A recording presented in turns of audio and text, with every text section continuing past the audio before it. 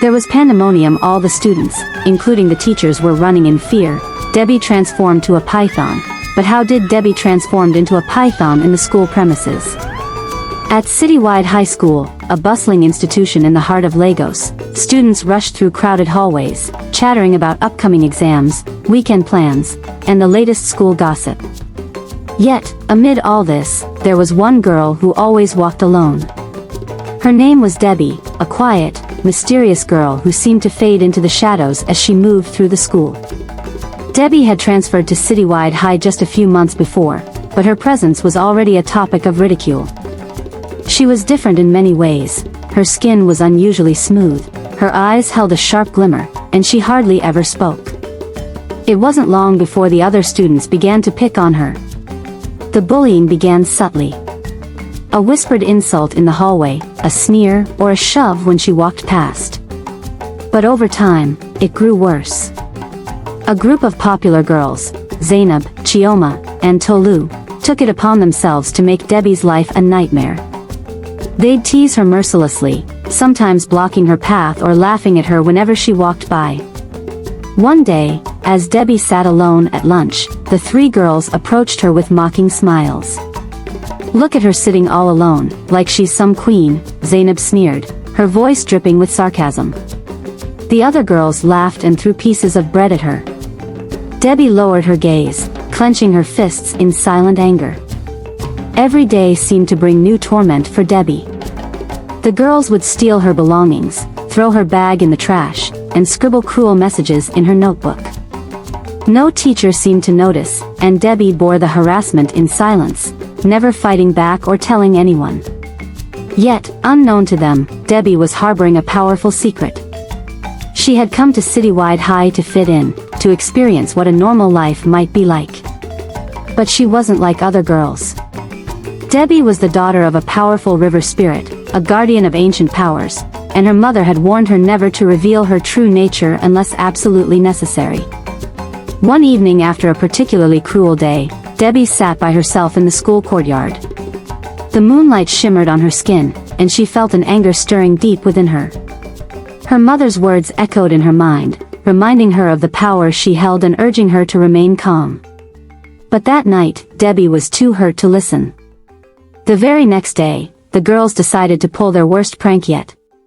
They ambushed Debby in the girls' restroom, cornering her and taunting her until tears began to well up in her eyes.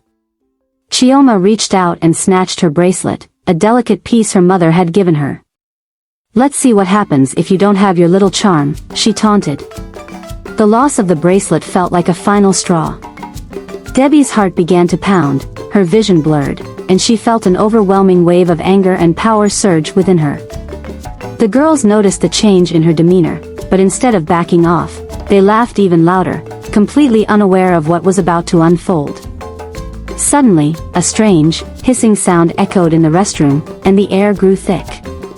The light overhead flickered, casting shadows that seemed to grow and twist around Debby.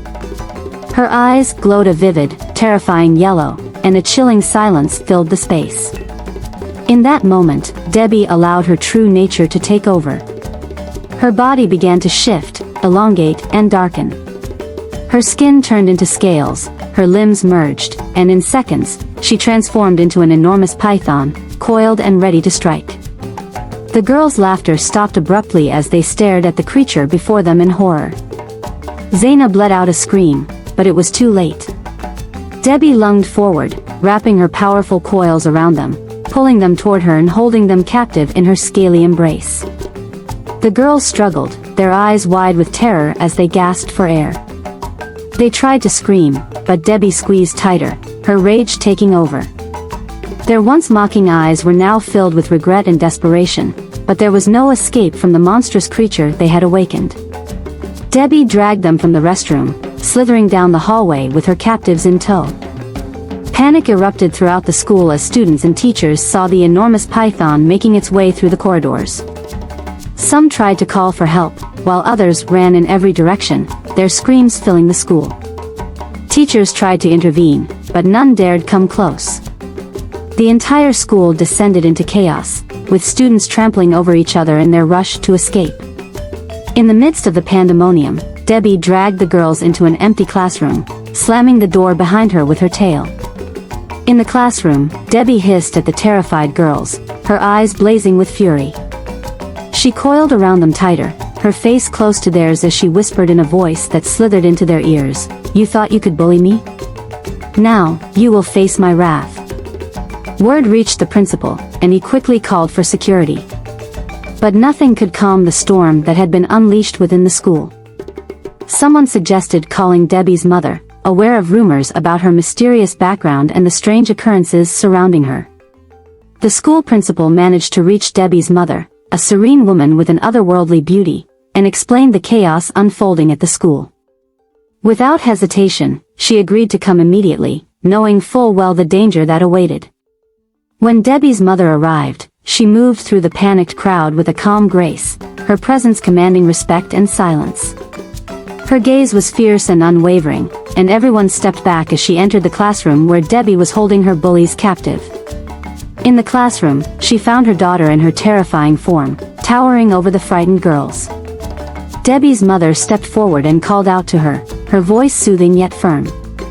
"Debby, my child, remember who you are. Release them." Hearing her mother's voice, Debby's fierce yellow eyes softened, and slowly, she began to unwind her coils from around the girls. Her body began to shrink, the scales receding, and in moments, she stood before her mother, once again a girl, trembling and hurt. The bullies collapsed to the floor, gasping for breath and clutching each other in shock. They could barely believe what they had seen, let alone the fact that they were alive. Their parents, who had also rushed to the school, entered the room with wide eyes and tearful apologies. One by one, the parents of Zainab, Chioma, and Tolu stepped forward, begging for forgiveness. They promised that their daughters would change, that they had learned a lesson they would never forget. Tears streamed down their faces as they pleaded with Debby's mother. Debby's mother looked at them, her gaze calm but stern. "My daughter did not come here to harm anyone. She came to learn, to grow, just like any other child. But she will not be treated with disrespect." Her voice echoed with authority, and the parents nodded solemnly, fully realizing the gravity of the situation.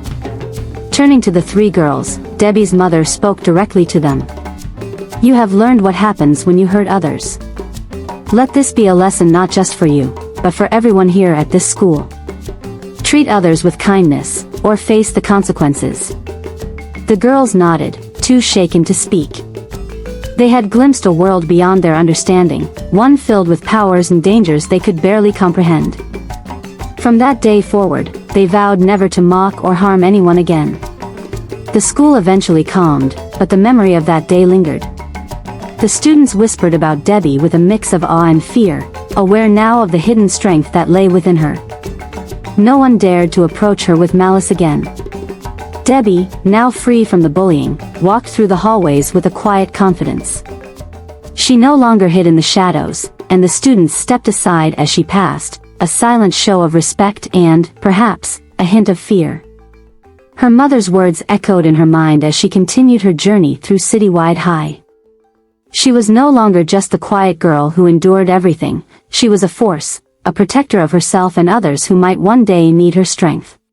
The following morning the principal called an assembly to address what had happened, though he avoided discussing Debby's powers directly.